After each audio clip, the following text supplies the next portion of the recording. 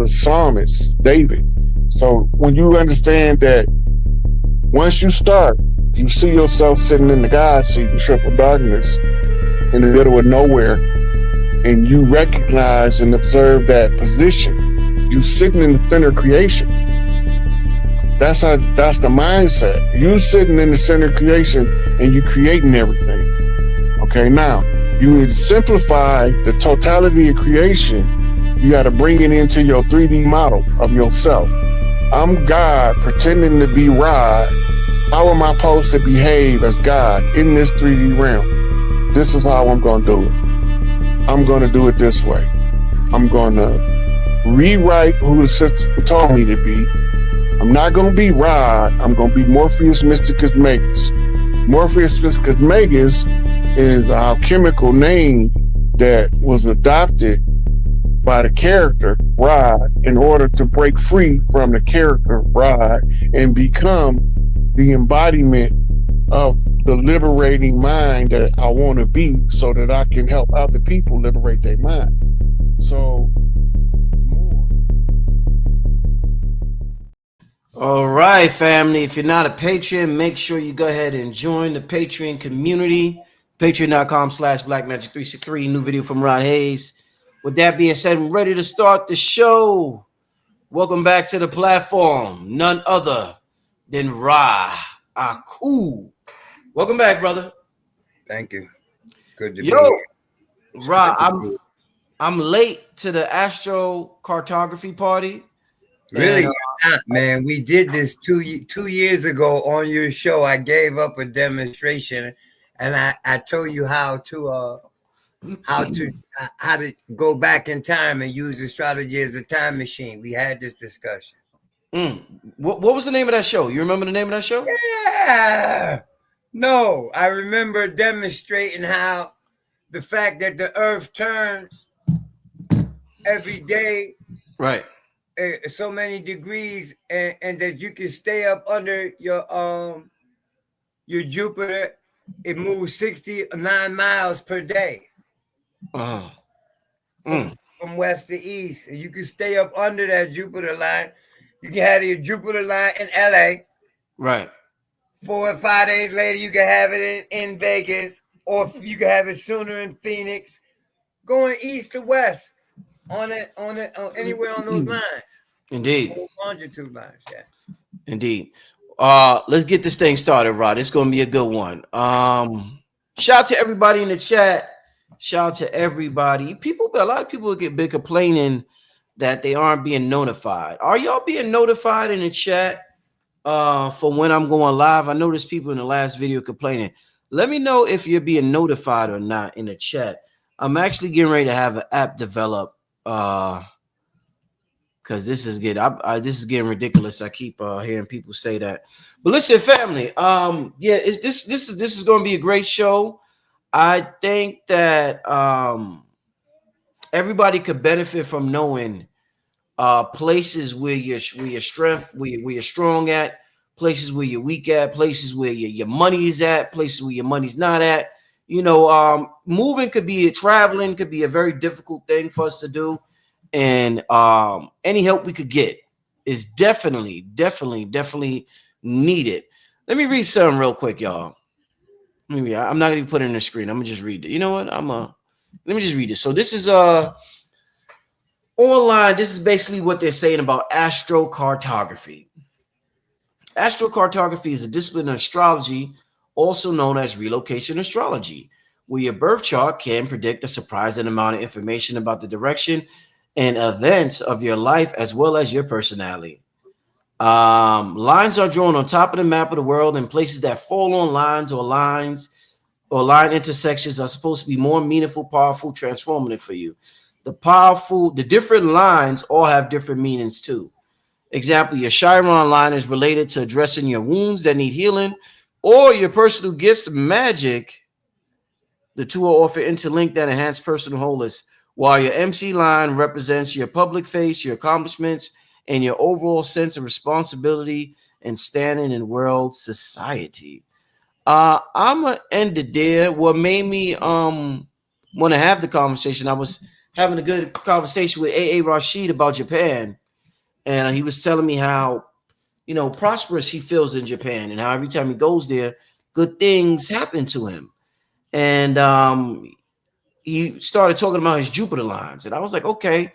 He was like, yo, you. I was like, who do you know? I was like, who do you know who's the best person on astrocartography? He was like, Akhu. I said, I gotta holler at Akhu then. I saw the episode. Okay, you see, okay, great. And you did too. It didn't take you 20 seconds to dial. Man, you must got speed. Hey, you see, right after the show, right after the show, I said, yo, Rod. I said, yo, Rod. Mm-hmm. Yo, Rod. So talk to me about, because I know you're about to go in. How from you've been at this for a long time. How, because you got your thing you do, cosmophysics. How successful has astrocartography been with the people you work with in terms of you telling them where they should move, where they should work, where their relationships lie? Talk to me about astrocartography and how much success you've seen people have as a result of it. Well, to answer that question directly, I've never had I've had one disappointment my whole career. And accidental. Right. The birth information I put in there was inaccurate. So he called me back and was like, yo, because, you know, I video all my readings. Yeah. So he said, yo, I'm watching this video, and, man, that ain't even my birthday. And I looked at it and was like, oh, man, I don't know how I got the wrong chart. So we had to do it all over again.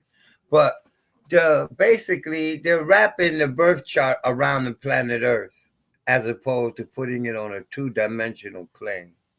Or they're throwing it across the map. Okay, so it'll work for flat earthers. They can do it too.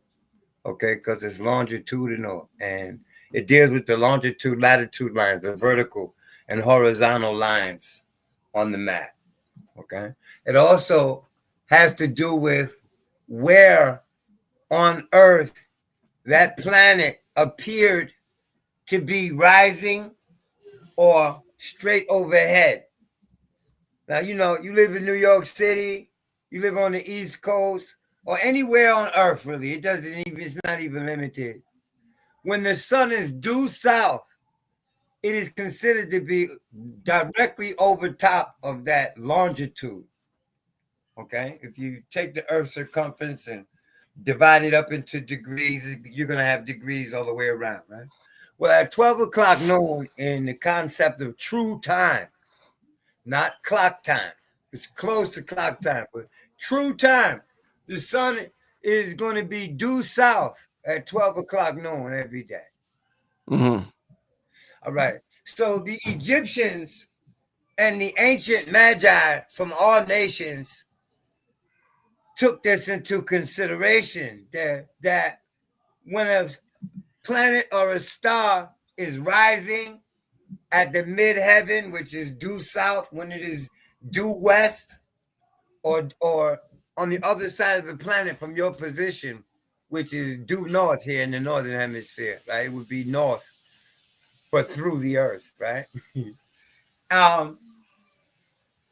These 4 points are sensitive to concurrence of activity. And what I mean by that is this. You know, you talked about the midheaven. Astrologically, it does point to your professional facade. Mm-hmm. What people have to understand is when you look at an astrology chart, you see 12 signs. You see a wheel or you see a square box. But each of those shapes accommodate the 12 signs of the zodiac. And we've been taught that our signs are attached to our birthdays, and we use these signs as identification markers. I'm a Leo, I'm an Aquarius, I'm a Scorpio. When we are all 12 of all 12 of the signs, okay? Depending on what pursuit you are engaging in your life will determine the personality you project in pursuit of that determination. Like, for example, to put it plainly so anybody can understand it, when it comes to your money, you have a different attitude a different demeanor than you do when it comes to dealing with your child. Than you do when it comes, you don't treat the cashier like you treat your mother. You don't have the same demeanor or character or sympathy or empathy in a professional situation that you do in a domestic situation. So you have an entirely different facade in public than you do in private, than you do when you're studying, than you do when you're associating in a partnership. Okay. So these signs represent the different attitudes we take depending upon which pursuit we're going to embark upon. And what we were given at birth is a specific order. All right, depending on the rising sign in the midheaven and the sun and the moon. But the ascendant begins the chart. So because that is a very sensitive point, when planets come to this point by transit or by progression, you get to see things happen that the planet directly relates to. I'll give you an example.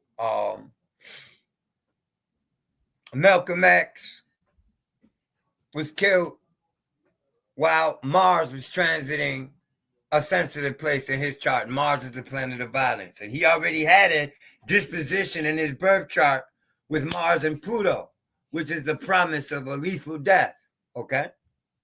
To put it plainly. So these things appear in the sky. You know, people are used to astrologers consulting a chart, and we use the chart because we're trying to get a quick fix on the geometry of the matter, okay?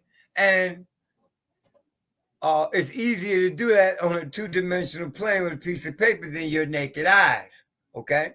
But in all actuality, this science started from observation, man, looking and seeing, okay? And seeing these planets rise at the outset of catastrophe as well as massive blessing, okay?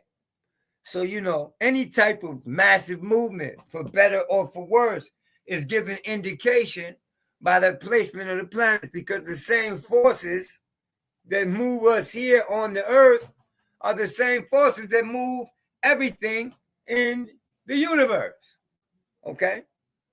You can make that observation simply by understanding that H2O, water, is water here on earth. And if you were to send a jar of it out into space, it would remain water. It would remain hydrogen and oxygen, okay? It wouldn't turn into acid or dirt, you understand? So it's the as above, so below. And as it is in heaven, on earth as it is in heaven. So this astrocartography is a perfect scientific, mathematical, geographical model by which to demonstrate how the geometry of astrology is even given indication as far as your position on the planet Earth. Okay, everybody here, I believe, because you onliners, okay, you onliners. So everybody here has seen those videos of an eclipse shadow moving across the earth. Okay, we see that shadow because the sun is positioned and the earth is juxtapositioned with the moon so that we can bear witness to that shadow. But if the sun was behind every planet, we would see every planet's eclipse trail. Right. Okay, so what they have done was they've taken a snapshot of the planet Earth and they have mapped out all of the places where on Earth where Mars was rising at your time of birth, where the sun was directly over top of the same longitude, 12 noon in that location. Because it's like you can stand in New York at 12 o'clock noon on any given day and look south and see the sun right there in the middle of the street. On any street that runs perfectly north and south, the number streets or the letter streets, I'm not sure, in New York. It's the number streets in DC, okay? So now that's a clock right there. But you got to know that it isn't just the sun moving. The whole sky is moving over the earth from our perspective, standing on it. So planets are drawing lines all around the planet Earth. You have the planet in the middle. The flat earthers are going to be mad at this, but y'all going to have to figure out a mathematical model to concur with it, okay? To make it work, all right? The Earth is surrounded by the planets. You're only born on one part of it, in one space on the Earth, okay? So when you were born, Venus might have been over top of Beijing, and on the other side of the planet from your position, and therefore in the birth chart, Venus is going to be on the opposite side of the sun. Okay, now at this position from where you're born, you're not born directly under Venus. You're born under another midheaven, depending on your longitude and your time of birth. So the natal promise, the belief here, the practice, the hypothesis, whatever you want to call it, okay, the thesis, it's actual though, okay, is that if Venus was over top of China when you, at the moment of your birth, then if you went to China, you would experience that Venus at a higher frequency and potency. Okay, here goes another example, all right? JFK, his Pluto line ran through Texas. Pluto's a planet of death. And where did this man die at? On his Pluto line. Okay? He shouldn't have been on his Pluto line. Maybe, but I doubt it, but maybe he'd been able to avoid getting shot that day. So, different planets represent different aspects of life and different desires and different thoughts within the human constitution, all right? Jupiter represents abundance. It also represents ease, things that are gotten with very little resistance, okay? And on the dark side, Jupiter represents greed. And people can't seem to wrap their mind how on one side it represents abundance and good fortune, and on the other side it represents greed. And I would like to remind you all that you don't get the opportunity to be greedy in the absence of abundance. It is only in the presence of abundance that you get the opportunity to even be greedy, to consider exercising some greed, okay? So Jupiter represents the positive and the negative, but we look to the best of it. Jupiter's opportunity is growth, and it's abundance. So, and it's also distribution and publishing.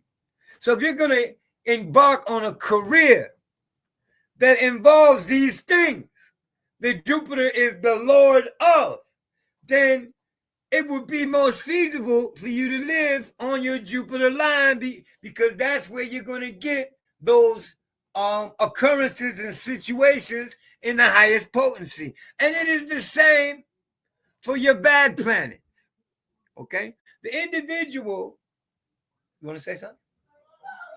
The individual who authored the current state of astrocartography, because astrocartography is a trademarked business technique. They have other astrological applications of the exact same principle in broader measure under different names, like astrogeography or astrogeodetics or geodetic astrology and things of this nature, because it precedes the guy that trademarked astrocartography. The science that when a planet is due south, it is directly over a city. You need only examine how the sun's rays behave in the morning when he rises, and everything comes to life, okay, energetically speaking, okay? People that like to meditate at sunrise outside have bore witness to this. How it just gets noisy as fuck. You see how nature gets noisy as hell when the sun rises, okay? And the ancients took notice to whenever a planet rolls and they look at the environment to see how the animals, how the plants, and how the water, how the breeze, and how everything react to it. All right. So, and at noon, which is the highest part of the day when the sun is at its strength. So when a planet is at the midheaven, it is said to be at its strength, shining its beam directly down upon us. And professionally speaking, this is the best time to pursue your goals, your plans, your aspirations, because this is what the midheaven represents. This is the best time to launch any venture having to deal directly with the public, because the 10th place represents the public. But it not only represents the public, it represents your father as you see him as in your maturity. It represents the father figure, whether he's your biological or not. Okay? So malefics over this place give light to circumstances of peril regarding these people outside of your own person. It points to your landlord. Okay? Because your landlord can decide where you're going to live without you. And I know people are talking about tenants' rights, but he can give you due notice and sell the fucking building and refuse to renew the lease next year because he's selling it to an amusement park.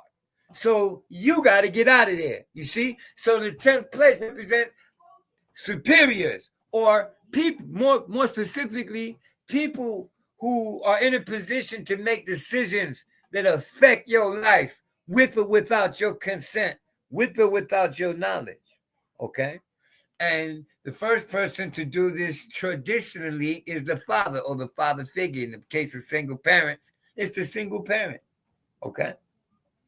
Now, when a planet is in the due west, it is said to be losing its strength, because when the sun goes down, it starts to get cool, and his light is dimmer than it is when he's high in the sky.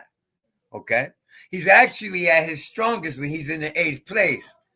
That is 30 degrees to 60 degrees away from due south. And the same thing from due west. He's right in the middle. Okay? At any rate, between due south and setting. At that point, the sun is at its actual influential strength. And this is why this is the place of vitality, the 8th house. Okay? So when we look at it on a geometric pattern, you see that these indications in the universe have a direct impact geometrically on the earth. This is why we use geocentric astrology, because it's the geometry as it applies to your position. You're not standing on Mars. You're not standing on the sun. So to say that it is more proper to use heliocentric or whatever is not really true. It depends on what you're measuring and what effects you're seeking to measure and use astrologically, really, because all of those things have an application.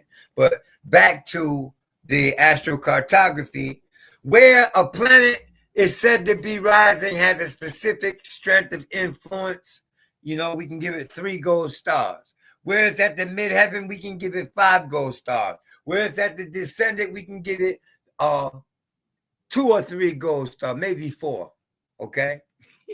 Depends on the planet coming over the motion too. All right. And on the 4th cusp, then we can give it 2 stars. All right. But the 4th cusp is only 2 stars, only if you take it into consideration public matters, okay, and professional matters. When you're looking at the 4th house to see the domestic situation, then it becomes a priority. You see? So these 4 places, northeast, south, and west, are the places that are very sensitive to astrologers throughout the ages from time immemorial. All right. So they wrap these lines around the earth according to your time of birth, because in all actuality, every 4 minutes is moving 69 miles. All right. The lines are moving, whether you believe the earth is turning or not. Okay. The lines are moving across the face of the earth.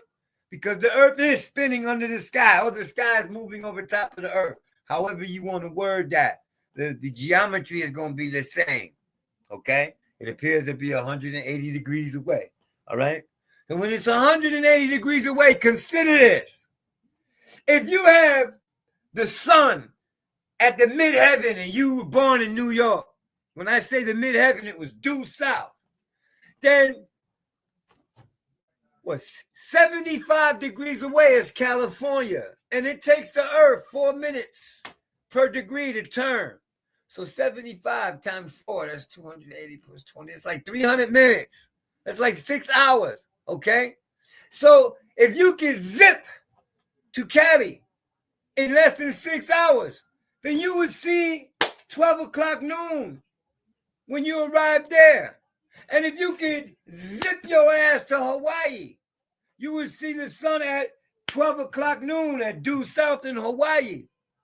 And every 4 minutes, the sun would drift 1 degree in the sky. Understand, from east to west, horizon to horizon, not mountaintop to mountaintop or building top to building top. But from horizon to horizon is 180 degrees.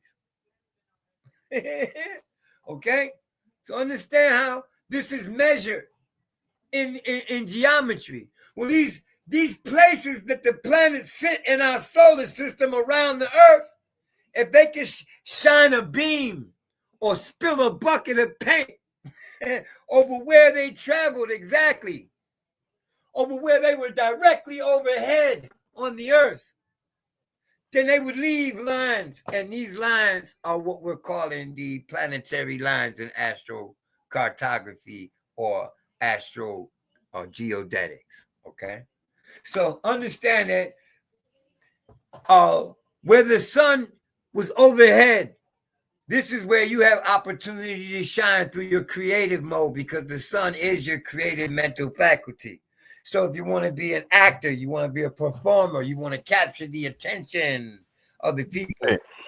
Hey, Rod, you know what? Let me use, because sometimes the people need a visual. You just sent me. Let me use the joint you just sent me as an example, and you could break it down. Because, yeah, this is some good stuff. I want to give them a little visual. Hold on, family. I just remembered, where's this? Let's get a visual. I wonder what sparked your interest in this all of a sudden, man. Hey, Rashid. Hey, Rashid. Really? Hey, Rashid, yeah. Hey, Rashid. Shout out to A. Rashid. Shout out to Kabbalah God. Okay, yeah. Right, so if they can see, you can still hear me, right? So they can see these lines. This is North America. This ain't even the whole globe. Okay. The vertical lines, which appear to be slanted here because the map is distorted, if you understand that, right? Right. Yeah. But the vertical lines where you see the letters MC, DS, and MC, DS, MC. This is where, at your moment of birth, where those planets were at the midheaven at. Right. Okay. This is where, if you were standing on that map, you would see it due south. Mm-hmm. And that green line and that red line, though they appear to be spread apart and converging, they are parallel. Okay, they both going due south. All right, the way they fan out, they're still all due south. Okay, you understand that, right? These lines here are drawn for convenience. You really have charge or access to the potent influence of that planet when you're within 250 miles either side of that line. Mm. So you consider this, you can consider these lines all 500 miles wide. But it's going to be more intense the more you're, the closer you are to the line, the more benefit you're going to, the more of the promise you're going to derive from it. Just like when you're directly under the sun, you're feeling his rays more intensely than you do when he's setting. He's brighter, hotter at noon than he is when he's setting. You understand? So you want to go to places, first of all, if you're moving for career, like you asked me, where's your Jupiter line at? And if you notice that pink line running from the top, Jupiter was at your midheaven At the time you were born, it was in the Midwest. You see? The pink line that says MC you talking about? There's a couple lines that say MC. Yeah, but the pink one, it looks like the number 4. There's a glyph on it. There's a glyph and an MC. And the glyph that's Jupiter. And that's your Jupiter line. Okay? But there are 2 types of lines. There are the vertical lines and there are the Paran lines or wave lines. See, and these planets converge. You see where these planets crisscross at? You see how these lines crisscross, like around Denver. Right. Okay, You see how your Saturn line, which is the burgundy line, and your Neptune line, which is the purple line, converges like right where the U is in the United States. That's Colorado, in the state of Colorado. So it's very close to Denver, right? Okay, now where those lines converge and crisscross like that and form an X or a cross, the entire latitude line that connects where they're at. So everywhere from east to west in the United States, you get your Saturn Neptune line right there, parallel to Denver, Raleigh, North Carolina, Charleston, St. Louis, and San Francisco. You get further away from that, the further south you move. Okay. Now, what do these lines mean? Let me tell you how the author of the current trademark owner for astrocartography discovered it. And he used to travel across the United States every year. And every year in the same segment of highway, he would catch a flat or his car would break down or the carburetor would overheat. He would have car troubles, basically. Okay. So because he was already an astrologer, he was already looking at works that other astronomers/astrologers were doing in this field specifically. Okay. Because you have other people that have been doing this over the centuries and over the decades, and particularly in the 50s, 60s, and 70s, they started really getting into it in this century. Okay. They started really taking note to it. So this guy got on board, him having some mathematical acumen. He was able to apply his own measures and modify what they were already doing with it. What he came up with was a system using strictly the meridian line. In other words, strictly the north-south lines. Okay. And where the planets were connected to the meridian on the place of the earth is what he read. And for years, this is exactly what I did. I didn't use all of those other lines because I didn't know how to check the validity. I didn't know how to cross-reference the map they were using. I didn't want to take it on face value, right? So, but when I started studying it, there's 3 different types that are immediately accessible to anybody that has any curiosity about it, okay? There's a local space map. You can get all of this at astro.com, right? Go through the index, thumb through it, figure out how to find the chart maker, and go to special charts at the extended chart selection page once you put your birth info in there. And you can see exactly how the planets fall. There are several different software applications that will make a drawing for you. So this is how you cross-reference to know if they're doing it all right and exact, because they're not all using the same mathematicians, but they're all coming up with the same lines because the math is exactly the same. You understand? So you can cross-reference the charts. It only changes when you change the time of birth. Understand that. Okay? Because the sun rises at approximately 6 in the morning every morning. Approximately 6 in the morning every morning. It sets at approximately 6, except for in the summertime, it rises earlier and sets later, right? Because we're tilted towards the sun. This here creates different Paran lines, different planetary lines, where your Venus line is. All right, this is how I used it. I started messing with astrocartography in 1999. Okay, some cat called me from Iran on the MSN Messenger. he had seen me on the MSN groups. If y'all remember the MSN groups, you know, back in the early 2 grand, Y2K and all that. He said that he went to school. He wanted to challenge. First of all, he said he wanted to challenge my ability as an astrologer. And I didn't understand what he meant. And he asked me if I knew about astrocartography.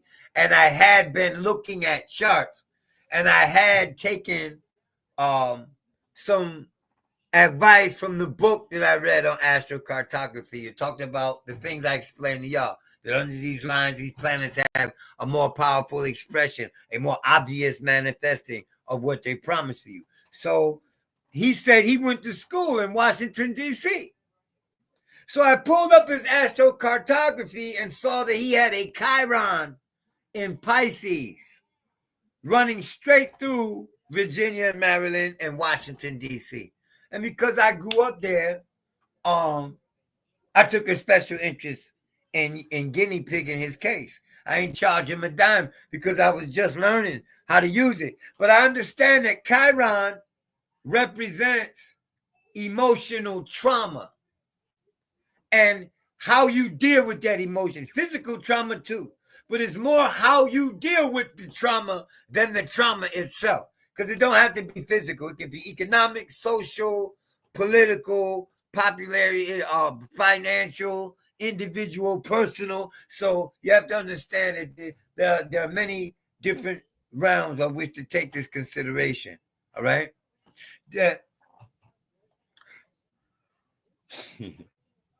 Shit. Lost my thought entirely. Oh, the guy from Iran. So I started to describe, I had to look at his birth chart, pardon me, okay? I never look at the astrocartography without looking at the chart because the astrocartography is just another version of the birth chart, and I'm more adapt to the birth chart. What the astrocartography does, it allows me to see where on the planet Earth that line runs, as opposed to where that line runs in the simple geometry of the astrology birth chart, the celestial map. Okay? So what I described for Chiron in his birth chart, he was a Virgo rising. He had Chiron in Pisces in the 7th place. This is all I remember about his case. So the 7th place is relationships. Okay? So what I said was, what, did you get your heart broken? You lost a very serious relationship opportunity in DC? And he was like, oh man, you hit it right on the head. He said, what was my experience in Rome? And over Rome, he had a Mars line. Plain and simple, Mars is police, is conflict, is fighting, is competition. So these are the things I threw at him. I said, you know, either it was police, high excitement, high energy, danger, peril, or competition. And he competed in Rome, okay? Through college, he's originally from Iran, and you know they play soccer over there, right? Well, they travel all over the place and play soccer. But at any rate, so when I discovered that exactly what it described in the book about astrocartography was real, I started delving in it more, and I started throwing up the astrocartography chart when people were like, yo, I went to China. I was like, yeah, tell me what the experience was like. And, and that's where I started to understand how it affects or how it comes into effect in a person's consciousness. All right. So there's another brother. I don't want to mention his name. I mean, I do want to mention his name, but I don't know how he feel about that. So this brother was a stockbroker in New York, and a couple people in the community know him well. Okay. He came to me for a reading while he was about to go to the Philippines. And I told him, I said, look, man, on the eastern side of the Philippines, of this island, you have a Jupiter line. And on the western side of the island, you have a Pluto line. And you're going to have a fucking Pluto when you go. And you're going to have a Jupiter when you go there. So I told him what days he would have the Jupiters and what day the Venus and all that. And on his Pluto day, I told him to stay away from the western side of the island. And I did not know at the time that they were waging war on the western side of the island. Okay, but he went anyway because it's what niggas do. Okay, when they first start coming to me getting readings, when I give them advice, they try the advice, and I know they're gonna. So, and I tell them that too. You're probably gonna try this. You probably don't believe me, but look at your environment, and you'll see it all around you. So I said, before you even go to the western side of the island, you'll start to see it if it's meant for you to see in the first place. You ain't gonna be able to duck it. It's like the rain, So what he started seeing was a detective, which is Pluto. Okay, astrologically, detectives are ruled by Pluto, y'all. I can't even make this shit up. Okay, the detective came to give him a tour of the town he was in, because that's what the detective does, other than detect crime, right? And it's such a small town, there ain't no real crime, so he gives people tours of the city, right? And of the little township, the village that he was in. And he took him to the cemetery so that he could pay respects, so that the detective could pay respects to his dead father, who was murdered, which is all Pluto. The cemetery, Pluto. So he called me when he got back to the hotel. He called me. He said, yo, man, I've been seeing Pluto every fucking way today. And look, it's on the fucking TV right now. Somebody just got killed. They're doing fighting on the other side of the island. And I said, yeah, well, just stay in the hotel room if you're scared. If you feel like insecure about going out in public and confronting that energy in public, then have that shit in the hotel room, man. Or around the pool, around the grounds. So he didn't listen. He went on this other tour on the western side of the island, and he did face a perilous situation. His guide that was guiding him got attacked by a man-eating tiger, feet from his black ass. Okay, so it's really no joke. You get what you were promised. There's a verse in the Quran. I used to practice Islam. So, and I used to study it, and I still study religions for the astrotheology of it, right? It says in the Quran, it says, in the sky, there's plain translation here. There's no mystical pseudo interpretation for this bullshit. Okay, it's a plain verse, all right? And it says, in the sky, in it or from it mean samawati, right? Samawati. So from the sky, you receive your provisions, rizqa. You receive your provisions and what we promise you. Now, there's going to be a whole lot of theological opinion as to what that means. But because it's plain and simple to me, I'm an astrologer. I see the natal promise. I see what the birth chart promises people, okay? And that's what I read. That's what I do for a living. I tell people what I see in it.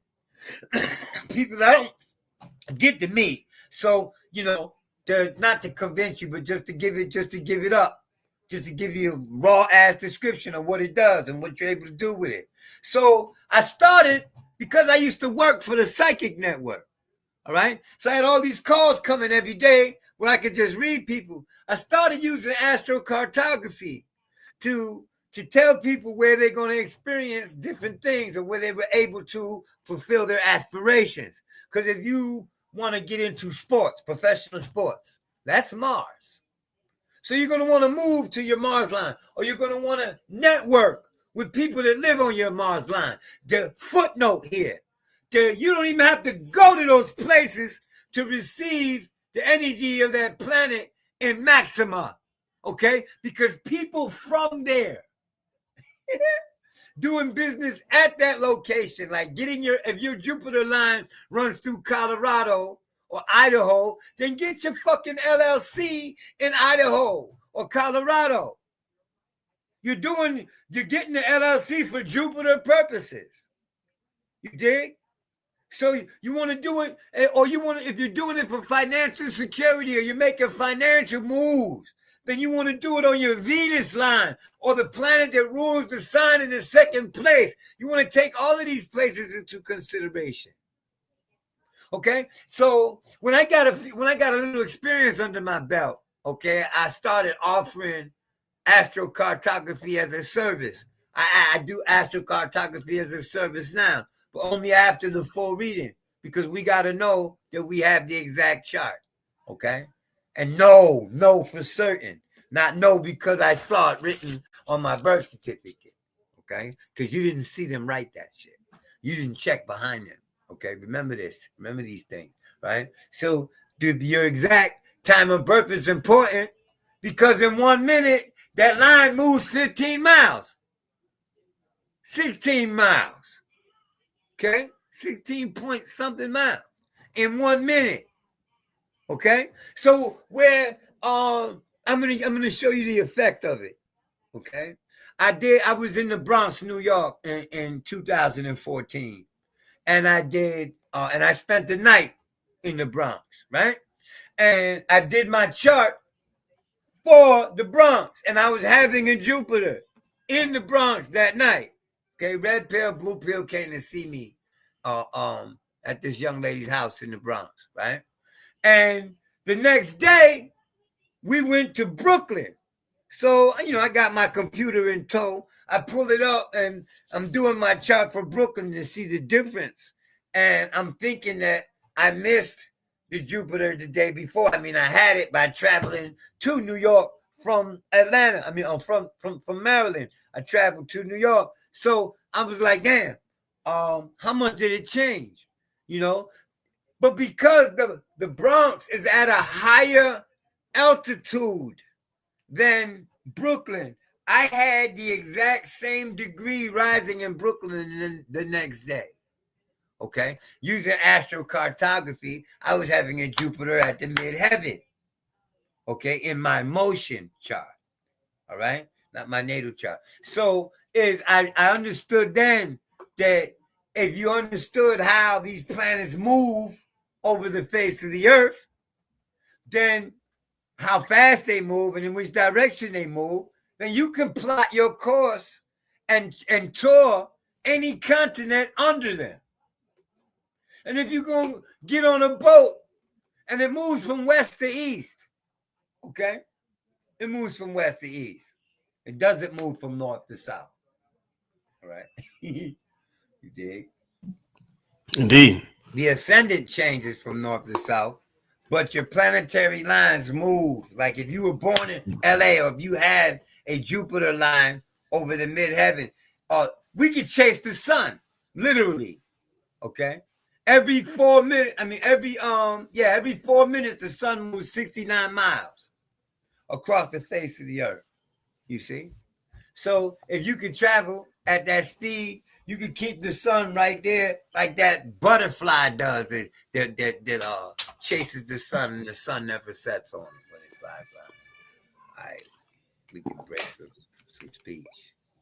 Rob, what's the line all the way to the left? That red line up there by Alaska? Yeah. That's the Mars line. And blessed art thou that your fucking Mars line is in Alaska because you don't want to go there anyway. So what does the Mars line in Alaska, what does that mean? Well, let me figure out where Mars is in your birth chart real quick. Let me pull that up real quick because I can't read it separate from that. What it means is said in the birth chart. And what it says there, you would experience more often or more than likely or in more force than you experience it any place else. Mars represents heat, first of all. So your ass would be concerned about staying warm. Number two, I'm not just saying that like there ain't no modern conveniences up there. You run into situations where heat become an issue because Mars is heat. Mars is military. Mars is hot energy, physical hot energy and socially hot energy. Argumentation, disagreement, frustration, annoyance. It's also on a positive side, motivation. Okay? So it deals with sports and hot physical activity, police and military and self-employment and self-projected things. Okay. Right. Yeah. All right. I got this up here. Hold on. Yeah. Let me pull this up real quick so I can see where your Mars is. so I could keep it in context with this map. Yeah. All right. Shout out to everybody in the chat. I'm gonna get some questions from y'all in a second. I seen a good question I wanna ask Ra from Cola. I'm gonna put that up in a second. But yeah, shout out to everybody in the chat dealing with astrocartography tonight. And if you're traveling or wow, this is just something that's quite interesting. Shout out to A Rashid once again for suggesting this show tonight. My brother AA. He was just in Japan and he was like, that's where his Jupiter line is at. He was like, he'd be popping when he go out there. Go ahead, Rob. Okay, let me just give me a second here because Okay. I gotta pull this up here. Yeah, as Rod gets that together, y'all could hit up Ra. He has his phone number there. Also, his Cash App is on the screen. I think his business hours is from 1 to 8. From 1 to 7. 1 to 7. Y'all can hit him up 1 to 7. Eastern Standard Time, y'all. Yeah, 1 to 7 Eastern Standard Time. 516-881-6992. I've been knowing this brother for a while. Very accurate with his information. All right, family. Also, tomorrow night, Professor Griff is going to be on the show. So tune in tomorrow if you got want Mars to. and Leo. You were born on your Mars line. Oh, yeah? Yeah, well, Mars was not quite at the ascendant when you was born. It was in the 12th house and it was already risen, but it has significance, man. You was in ancient Egypt. That's the heliacal planet. Okay, Right. Since Mars is your heliacal planet, it is where you would be in solitude or you would feel alone. So, like, if you went to Alaska, you would feel alone up there. Dismal motherfucker. Okay. That you would not have a very active social life. You know what I'm saying? And because it's in the 12th house, if you did own property up there, because they got some beautiful land up there, okay. Now that's another story, but then you would still use that land to get away. You see, you have Mars in the 12th house in the get away or leave me alone house and let me be alone. Also, what that represents is you know how savvy you become at being able to internalize your anger. Right. Now that green line next to the Mars line, what line is that? All the way to the left. We're all the way on the left. It says AS is green. AS is the ascendant line, and the green is the planet. That's Venus. You talking you, so you're going from left to right, right? That's what you're doing. Right. Yeah. Okay. So and from top to bottom, same thing, right? Okay. Right. Except for where they crisscross at. All right. But anyway, the green line is Venus. You got money on your green line. But that green line also, the same green line, also runs through the East Coast, through Florida, Georgia, South Carolina, Kentucky, Eastern Ohio, Michigan. You see it? Yeah. That's the same Venus line? It's the same planet, but it's not the same line. The AS line is the one in Canada and Alaska up there by British Columbia, right? Mm-hmm. And the MC. midheaven line, the MC line, is due south. So the AS is due east. Okay, you'd have to be in Alaska to see it rising in the east at the time of your birth, on the day at the moment of your birth, and you could see it at the midheaven at the moment of your birth because actually it was in the 9th house when he was born. You know. Right. Yeah, it was like within 30 degrees of due south when you were born. So it's very close to New York. So is your moon line. You got family in New England? No. Okay. Because your moon line is there. That's family or domestic. You talking about running through New England? Okay. That third line that's blue that says DS, it got a little moon on it. Which planet is that? That's where that? the moon was in the west. If you were in that geographical location, Canada, and that little strip of Alaska right there where it runs through, right? Then you would experience your lunar promise there in that geographical location. And you would experience at the IC in New England. Mm. You And probably do got kinfolk you don't know about. what about the red line that runs through LA? That's your sun line. The sun is good for you want to become famous, influential. You want to be a leader. You want to stay a celebrity. You want popularity. You want to stand out. It runs straight through Los Angeles. Straight through Los Angeles. You probably loved it in LA if you went. You been there? Yeah, I've been there You about loved 3 it there. times.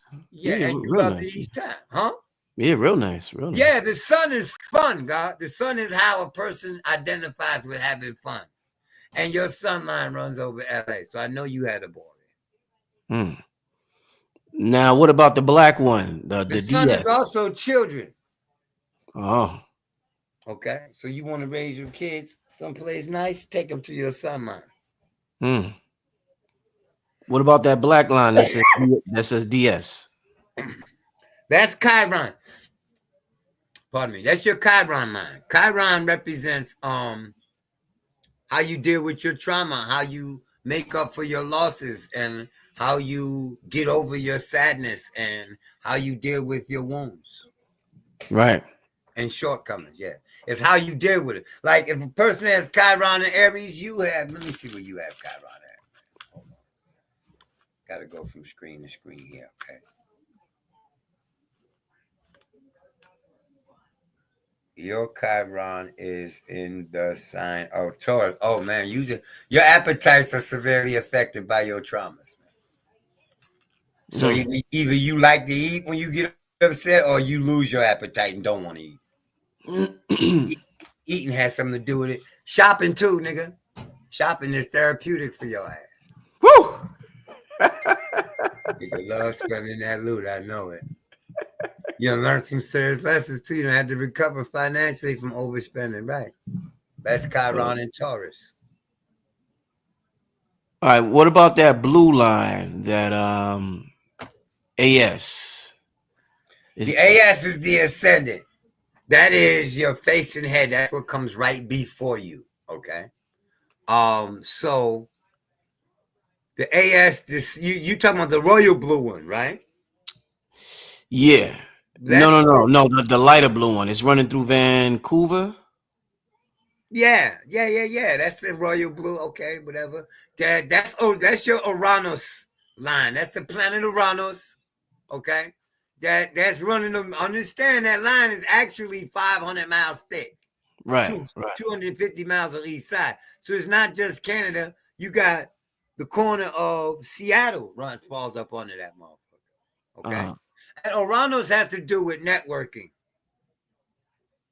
You probably got a hell of a following out there and don't even know. The Uranus deals with popularity. It deals with mechanical things, technologics. It deals with your ability to network socially and or professionally, because networking is networking. You know, people think that their professional network and their social network are two different things when they're both your fucking network.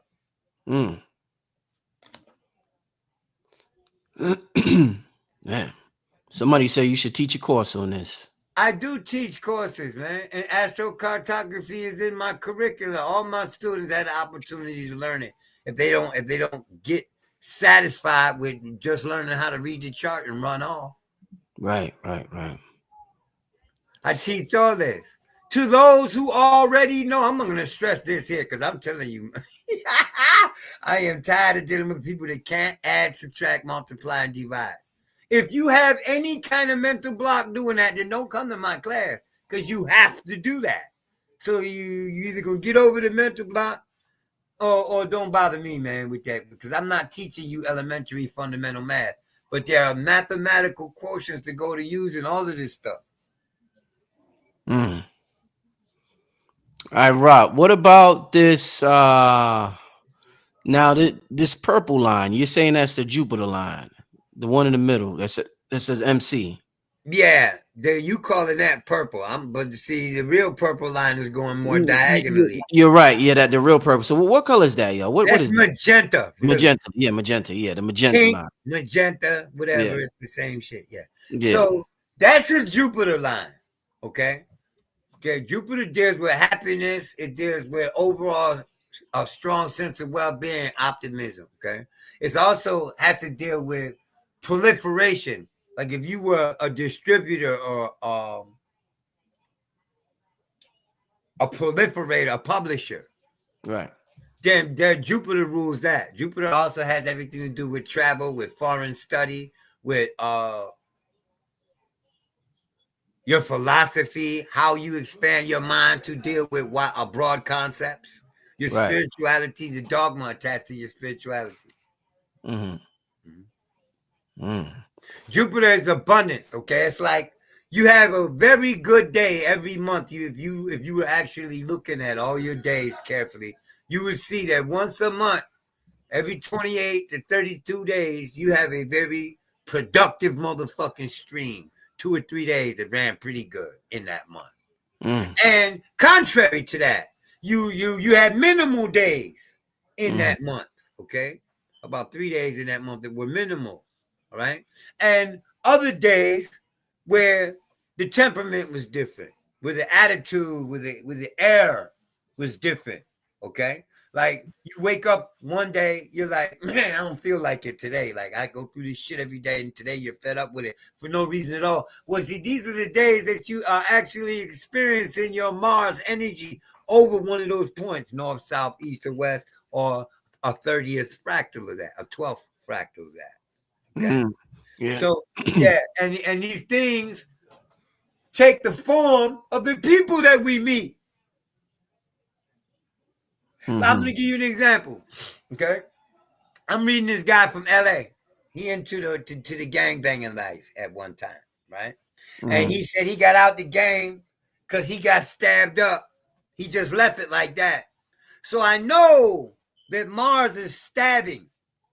And I went to his locality map, which this is not. This is the locational map.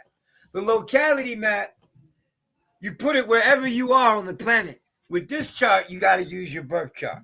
You got to use your birthplace, okay? Because the lines will change depending on your position on the Earth, right? Right. But with the locality chart, you use that for wherever you're at. So if you're in Atlanta, you just drop your chart right on the center of the map of Atlanta. And the lines from the center of the chart out to the planet represent your planetary line. So if your sun line runs through northeast Atlanta, this is where you, and let's say that you are doing things that you need to be out in the public, and you need to be using your charisma, and you're pursuing your own personal endeavors, like your own business venture, right? Like Red Pill making his own clothes and selling them. That's really sun shit. SUN sun shit that he's doing, right? Even though clothing itself is Mercury shit. It's, it's Virgo.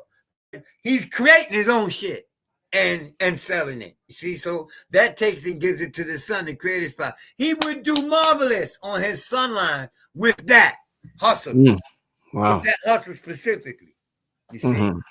And because Mars is the entertainer and the showman and the MC and the celebrity or the actor and the prime mover, the hero of the story, okay?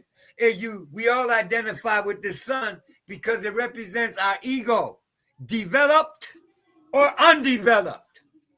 Big dog or little dog. Your ego, developed dog or undeveloped dog. The sun is your ego regardless. Right. Yeah, whether you refine yourself to the most highest and most righteous frequency, or you still wallowing in the gutter, it's still your ego. Right. Still how you see yourself in the world. Yeah, hope Red Pill's listening. Wow. What's that black line that runs to Honduras? And then I'm gonna get a couple of questions from the family. With the T at the top, there's the MC, that black line, right? Yeah, that one. Yeah. All right, because there's 4 of them here. All right. Yeah. The one with the P is Pluto. Okay, that's your Pluto line. You most definitely run into some peril or some highly permanently transformative shit on that line. Mm-hmm. Transformative me, like give me like Well, life changing. Pluto, yeah, life changing shit. Permanently life changing shit. Like, okay, but see, Pluto is also the ruler of your third house. Let's say you wanted to write a book, right? Mm-hmm. And you want to get away. I want to get the fuck out of Atlanta. I don't want to go back to New York. I want to go where writing is going to be the easiest for me, where I'm going to be able to gain the most privacy. I would tell you go on your Pluto line for that, because Pluto is the ruler of your house of writing. And it's a rule of your house of friends and associates. From your natal position, it's your friends and associates, and from your personal position, from your solar position, it's your writing skills and your thinking skills and your ability to meditate and to transform thought into material shit, into the material world. So look, all right. So based on, I think you might have touched on this earlier. So even if, say, because you said transformative shit, say I'm not in that area, but I'm using a product from that area. Yeah, you fucking with people, like you working with an agency that is located or headquartered in that area, that influence is gonna touch you. Like say a Dr. Sabi product from Honduras or something like that. It would Yeah, be I think that the products and the people in the all people. carry Right. the energy. Okay. Especially Okay. if you understand how talismans work, then you know it's going to carry the vibration from its place of origin. Yeah. This is why we can look at your fucking teeth and know what continent you was born on. Shit. You know what I'm saying? Yeah. So, so Jupiter is the most prosperous. Let's say you want to indulge in something enterprising, and you would want to do it in partnership. Why? Because when you were born, Jupiter was in Libra. And with Saturn, you see that burgundy line that runs right alongside, and Venus. So what this is you got two of the best worlds out of three. All in one place. Because these lines, they look like they're separate, but they overlap in the middle here. Saturn on the western side of your Jupiter line is not going to be as productive as the eastern side of your Jupiter line. Why? Because Saturn talks about obstacles that you have to constantly get over. So it's not saying you ain't going to be successful fucking around on the west side of the line, but there's more work to do. There's more organization that has to be done. Here on the eastern side of this line, you got Mercury. Mercury is the ruler of Virgo. So you get to really express yourself here on the Midwest and along the Rocky Mountain region, around the edge of it, from the Midwest to like the edge of the Rocky Mountains. Okay, you got 500 miles on both sides of each one of these lines, so they really are like ribbons. You know, yeah, they're just drawn thinly here for convenience. Yeah. Yeah, there's some good stuff, family. Let me get to a couple of questions from y'all before we get out of here. This once again, this Akhu. A lot of you already know who this gentleman is. If you don't, I suggest you Google the brother. I suggest you call that number that's on the screen. The brother also has what's your YouTube? Are you on YouTube, Akhu? Yes, I am. I'm on Cosmophysics, Akhu. The same way you write it, you see it written right there. You can just Google it. Okay. Okay. I mean, you can just look it in the search. I haven't posted anything on YouTube. I've been developing my Patreon recently. I'm going to start relying on my YouTube. I got to get my schedule in order in here, man. Raising these children. Kids. Yes, man. And I insist on raising mine. I'm not sending mine to school. I hear that. So I deal with them. I have to deal with them a lot more than the parent who gets that daily 8-hour break. Yeah. I don't get that. I don't want it either. So don't get it fucked up. I love my kids. I want them in earshot 24/7. Right. Yeah. All right, let's get to a couple of questions from the family. I want y'all to have opportunity to ask the brother some question. I don't know if you practice what's this? I forgot what this is called. Somebody said, should we sleep with our head facing north? That's feng shui. It depends. Feng shui, yeah. It depends on your locational astrology. I mean, if Jupiter and Venus were in the southern part of your chart, I would say sleep with your head to the south. If Jupiter and or Venus is in the eastern part of your, I would say put your head in the direction that Jupiter and Venus was at the day you were born. And that's not going to be the same for everybody. Mm-hmm. So there, those blanket prescriptions is what I call those. Everybody's like in Islam, everybody should sleep on their right side, according to Islam. Everybody should sleep facing the east, according to Islam. Well, what about sleeping on the right side is not healthier than sleeping on the left side? Mm-hmm. Because of the way the stomach is shaped and how the acid does when you're sleeping. You see? And it can spill out the other way. You sleep this way, it ain't spilling out. So you take all these things into consideration. You have to understand that every person was born on a different square on this planet Earth, on a different spot on the grid, at a different time of day than everyone that was born on your day at your time of day. Mm-hmm. Mm-hmm. You see? So your angles are going to be slightly different. So blanket statements can't be made. We have to look at your chart. People think like, like we just pulling this shit out our ass. We are actually analyzing the geometry and the placement of the planets in your chart and how they're situated and how they're situated now that you're an adult, because your birth chart ain't the same as it was when you first saw it. Like how you said that blanket prescription. Yeah, to say, oh, everybody that gets a headache should take a tablespoon of salt. What about the nigga that's allergic to salt? You get what I'm saying? So, yeah, what about that dude? What about the dude who his stomach can't take salt? Yeah. So, no. Everybody has, I'm not going to say that. I'm not going to say all humans should sleep in this position because all humans don't have the same disposition. Do you know there are people out there that like pain? They get sexual fulfillment from that. See, nothing turns me off more. Okay? But there are people out there that's like that. So you're going to say that they shouldn't have what they want? Yo, Rob, I'm going to ask this next question, but this next question remind me. Remember, I talked to you about over a year ago. I wanted to do a Patreon show with you. I never quite got it started. You remember? Yes, I do. So the name of the show is going to be, it's like an original program, yo. The name of the show, I'm going to call y'all Married to My Purpose.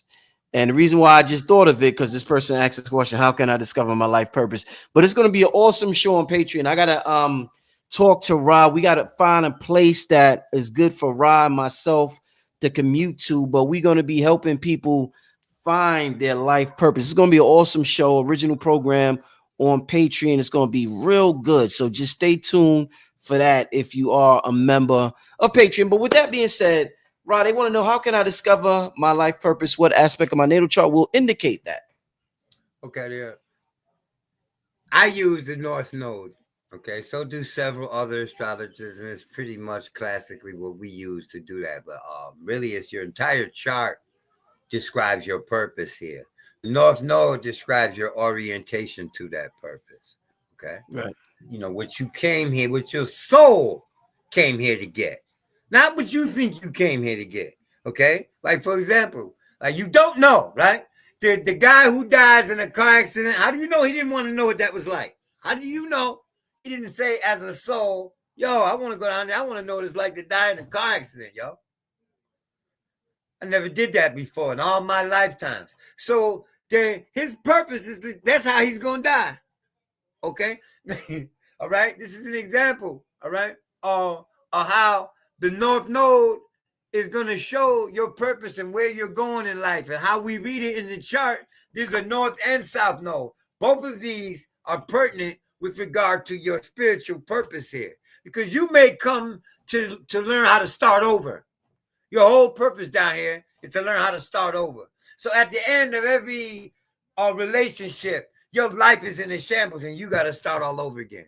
And no matter what you do, no matter how much money you get, no matter how much success you get, whenever a relationship ends, you starting all over again.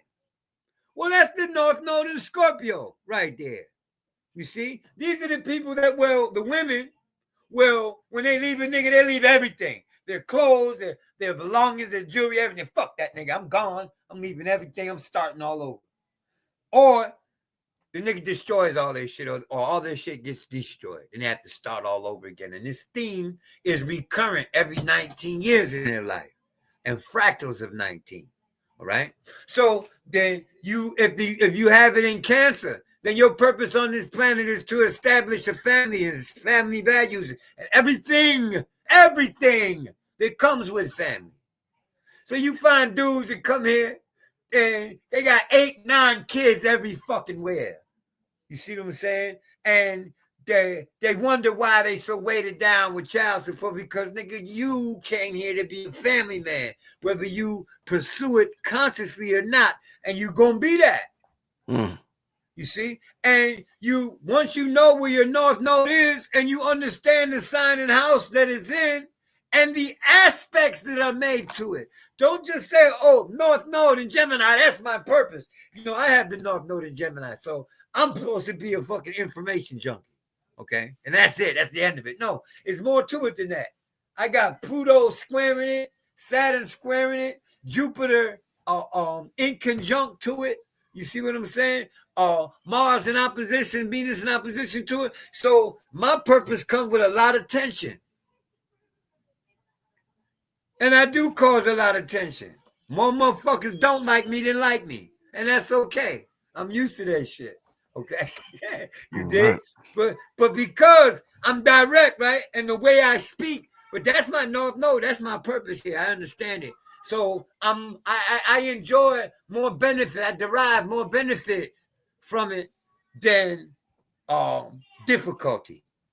Right. All right, let's keep this thing moving. Let's get to the next question. And shout out to the sister Secret. I see Secret in the in the chat. Yeah. I'm so glad she came here right now. Good God. Cause see, we got into it. I'm gonna be at Secret's Zen Bar. Right. Second or third Saturday in April. We haven't decided yet. Okay. Indeed. Yeah, I'm gonna do lectures there. Every month if it goes well. Indeed. Yeah. Shout out to Secret. Let's get to this next question. What's the significance? You might have touched on this. What's the significance of the Chiron line? Would this be a line to live on? Well, if you are a therapist and a trainer or a coach, because that's also what Chiron is, then sure, go live on your Chiron line. You know, to give him an example, where would a Chiron line be on this chart?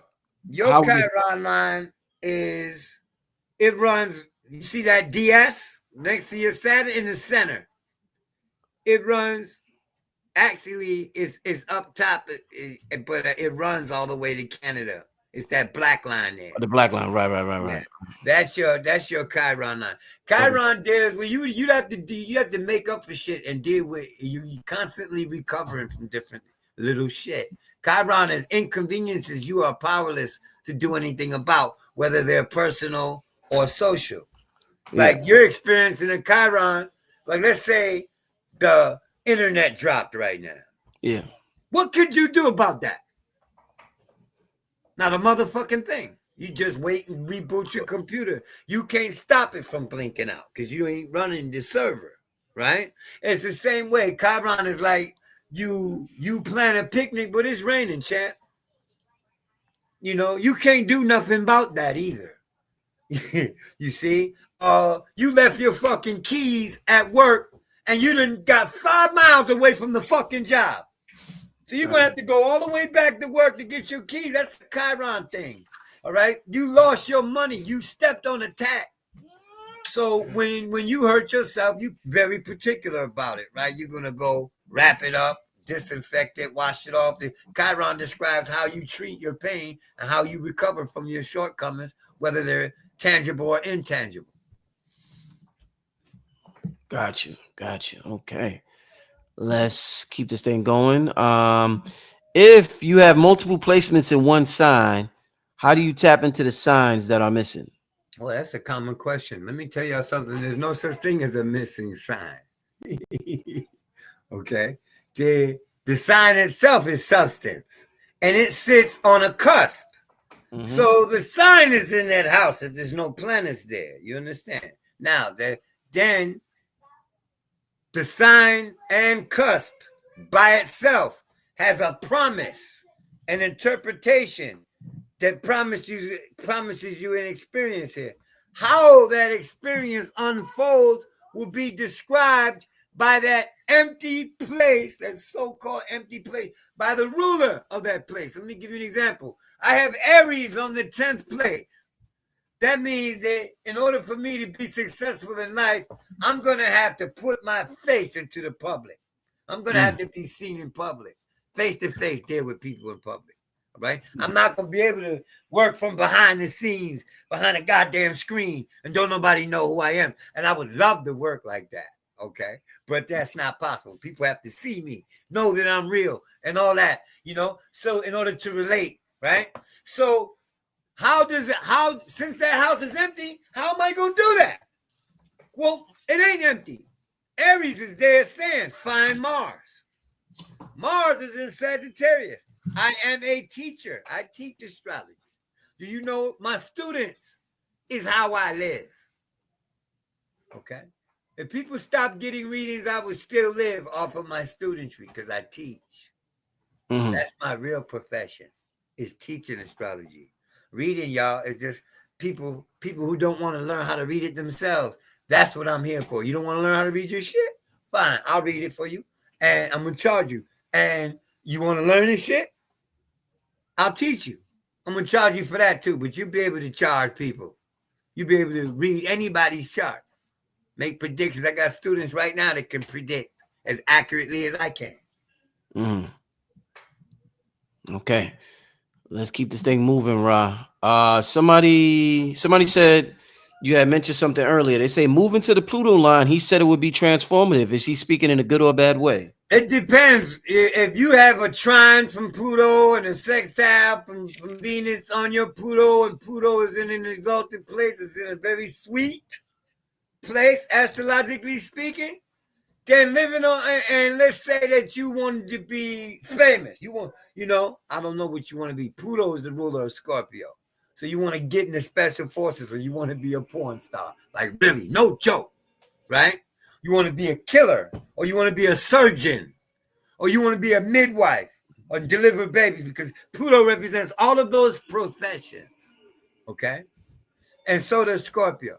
So let's say you want to live on your Pluto line. If that's the profession, if that's your goal to engage in Pluto shit, you want to be a mortician, you want to be a forensic scientist, then go to your Pluto line, because you'll get the opportunity for all your Pluto right there. However, if you got Mars conjunct Pluto and Saturn squaring it, I don't give a fuck what kind of trine you got. I don't recommend that you pursue a lifelong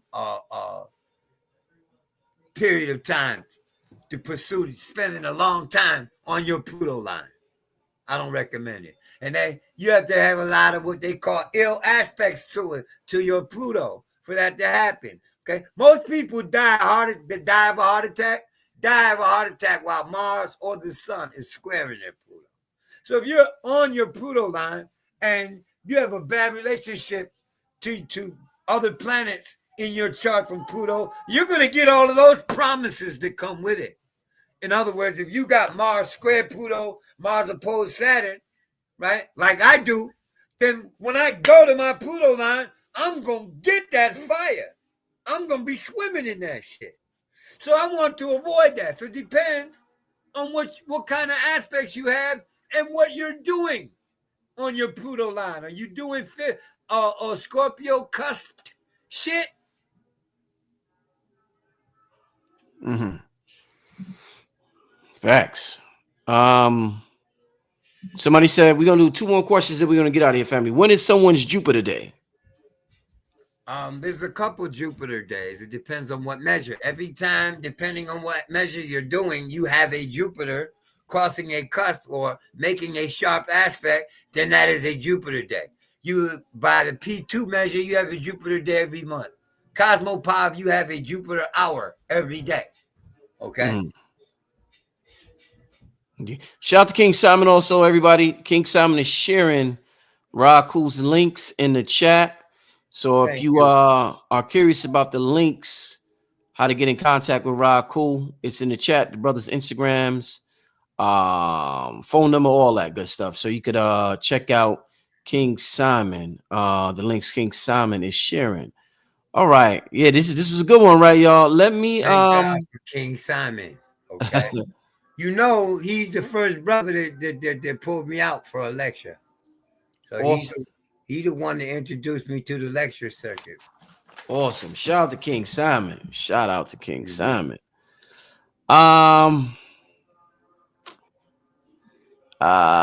Let's see. I know you got some good questions in there. Yeah, I'm trying not to get along. Some of these questions is long-winded. It'll be another. All right. Well, you don't mess with AI, right? Somebody asked, do you mess with AI, Rock? Yes, I do. I know. Because I'm educated, I know when AI is welling. Mm-hmm. Somebody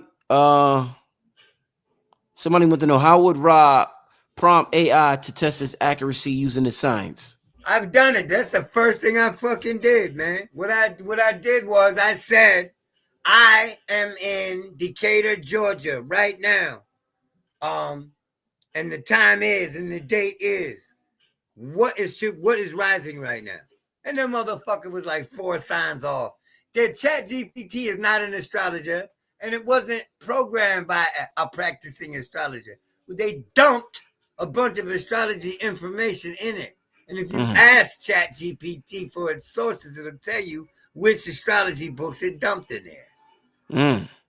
And which astrologer you are actually reading when you read Chat GPT, because it ain't Chat GPT. It's whoever programmed it. Yeah, it's whoever programmed it. And that nigga sucks at astrology. Okay? Yeah. Sucks at history and everything else too. And he pro-white. He racist as a motherfucker. Yeah, a lot of people programming these AIs, man. Y'all gotta be careful. Look, man, you know that this nigga, this AI answers me like a motherfucking college preppy freshman in college at fucking Yale.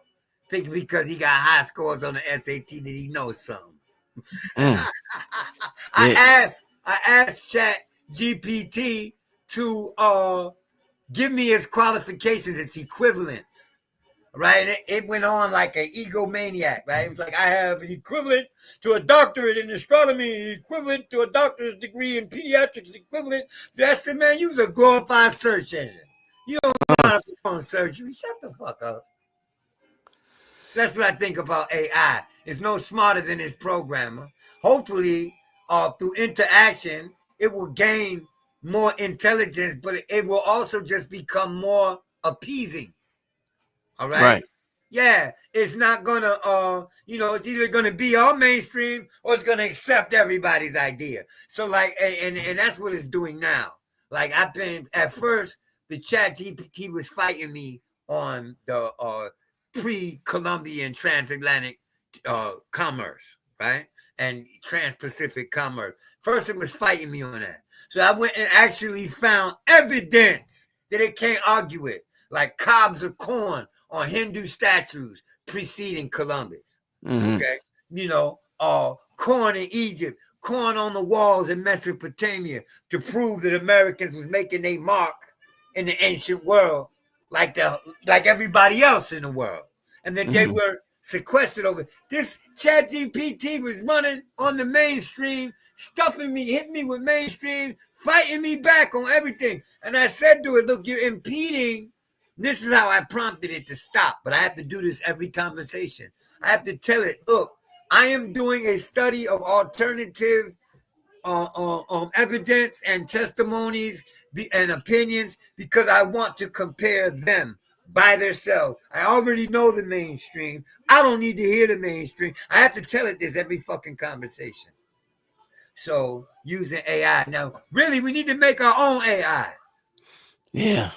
Okay? Because all of the AIs that we're using are made by white people who ain't got a motherfucking clue.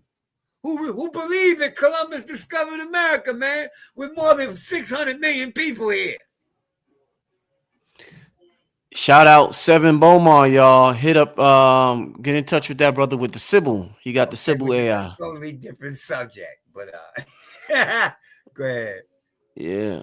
I was gonna get to one last question that I seen. You got this chat moving. Shout out to Ella. I see Ella in the chat. Shout out to Ella, Mama Ella. I know she was at you was at LIU on Sunday. With brother Shabazz. Shout out Peace. to Ella. Yeah.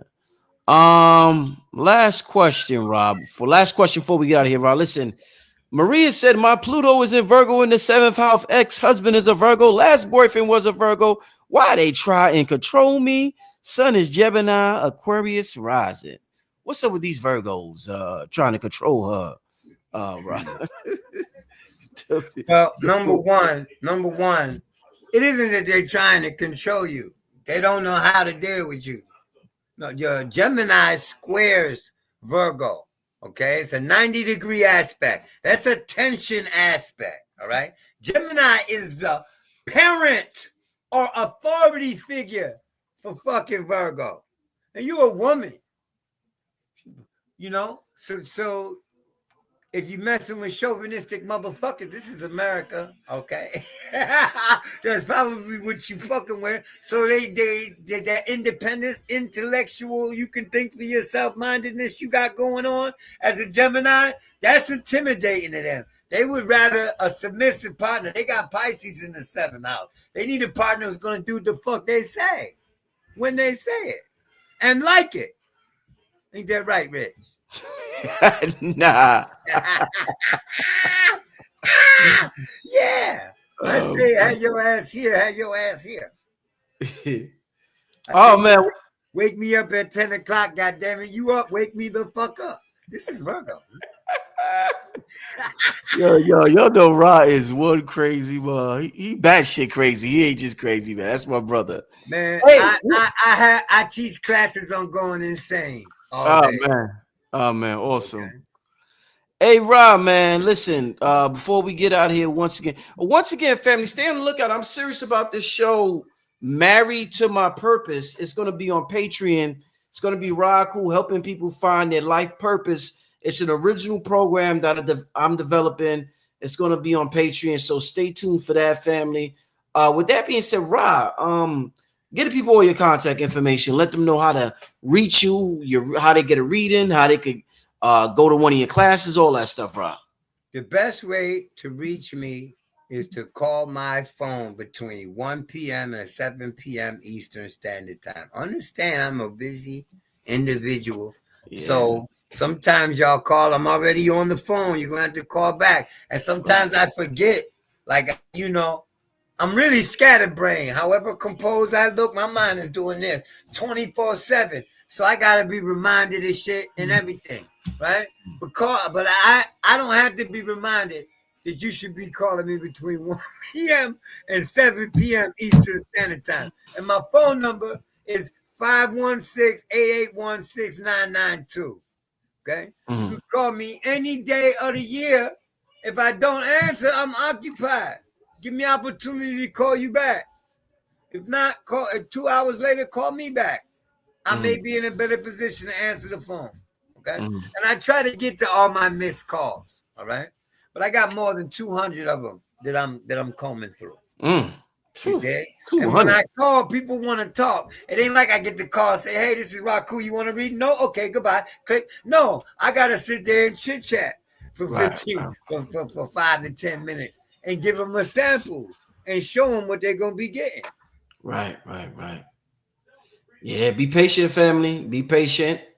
This is an Amazon, this is an authentic, this isn't machines handling your readings. This is a human being, a God in human form who's using his God-given talent. So be patient. As with all the accolades. As with all the readers that come on the channel, be patient with them, y'all, or anybody who got a product. Just be patient, family. And I'm sure they will get back to you. With that being said, Rob, man, I want to thank you once again. I'm gonna call you tomorrow because I want to get right on board with this and talk to you about this. And we got to set it up and figure everything out. So I'm gonna give you a call, Rob. But good talking to you. Great show tonight, family. Tomorrow we'll be live with Professor Griff 9 p.m. With that being said, Hey, I'm gonna talk to you soon, Rob. I'm gonna see you tomorrow, family. Peace, Peace. everybody. All right. Peace. See y'all tomorrow, right, family? 9 p.m. Peace, family.